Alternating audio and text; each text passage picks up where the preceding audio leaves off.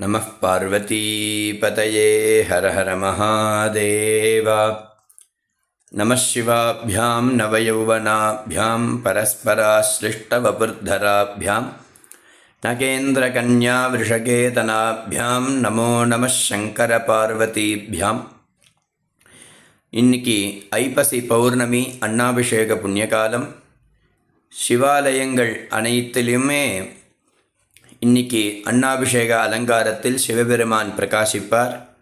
பக்தர்கள் அனைவரும் அந்த சிவாலயத்திற்கு சென்று அன்னாபிஷேக தரிசனம் அவசியம் செய்ய வேண்டும். ஏன் அப்படின்னாக்க, பகவான் தான் நம்ம எல்லோரையும் காப்பாற்றுகிறான். பகவான் தான் எல்லாருக்குமே அன்னதாத்தா. 2 மாதத்துக்கு முன்னாடியே இந்த குழந்தை பிறக்க போகிறது அப்படின்னு தீர்மானம் பண்ணி இந்த குழந்தையினுடைய அம்மாவுடைய சரீரத்தில் க்ஷீரத்தை விருத்தி பண்ணுற பகவான். பிறக்கிறதுக்கு முன்னாடியே பகவான் நமக்கு ஆகாரத்தை ஏற்பாடு பண்ணுறானே, பிறந்ததுக்கப்புறம் விட்டுருவானா? அப்போது ஒவ்வொருத்தரும் இன்றைக்கி சாப்பிட்றோம் அப்படின்னாக்க பகவத் கிருபை, பரமேஸ்வரனுடைய அனுகிரகம். அதை காமிக்கிற விதமாக தான் அன்னாபிஷேகம் அப்படின்னு சொல்கிறது. இன்னொரு கதை, சந்திரனுடைய ஒரு சாப நிவர்த்திக்காக தான் இந்த ஐப்பசி பௌர்ணமி அன்று அன்னாபிஷேகம் பண்ணுறது அப்படின்னு ஒரு கதையும் உண்டு.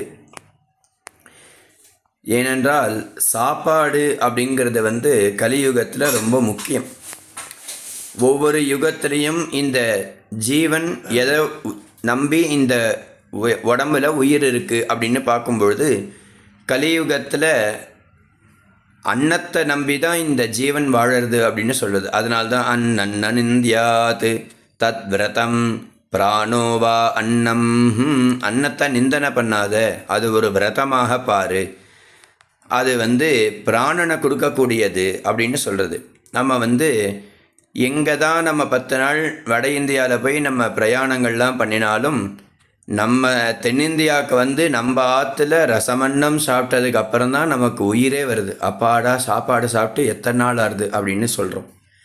அந்த அன்னத்தை நம்பி தான் நமக்கு பிராணன் இருக்குது. அப்படிங்கிறதுனால இந்த அன்னத்துக்கு அத்தனை விசேஷம். நம்ம ஆற்றுல சாப்பிட்றோம் அப்படின்னாக்க சாதம் இன்னும் கொஞ்சம் போடுன்னு சொல்லுவோம். இதே பகவத் பிரசாதமாக இருக்கும் பொழுது பிரசாதம் இன்னும் கொஞ்சம் கொடுங்கோ அப்படின்னு கேட்போம்.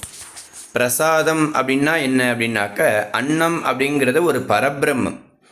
அந்த பரபிரம்மம் பரமேஸ்வர சரீரத்தில் போய் விழுந்ததுனால சாதத்தினில் உள்ள தோஷங்கள்லாம் நிவர்த்தியாகி பிரசாதமாக மாறுறது. சாதத்தில் என்ன தோஷம் இருக்க போகிறது அப்படின்னு நமக்கு தோணும். சமைக்கிறவாளுடைய ஒரு மனசு நல்ல மனசோட நல்ல எண்ணத்தோட அவள் சமைச்சு போட்டால் தான் சாப்பிட்றவாளுக்கும் அந்த நல்ல மனசுங்கிறது விருத்தியாகும். ஏன்னா அன்னத்துக்கும் மனசுக்கும் நேர் சம்பந்தம்.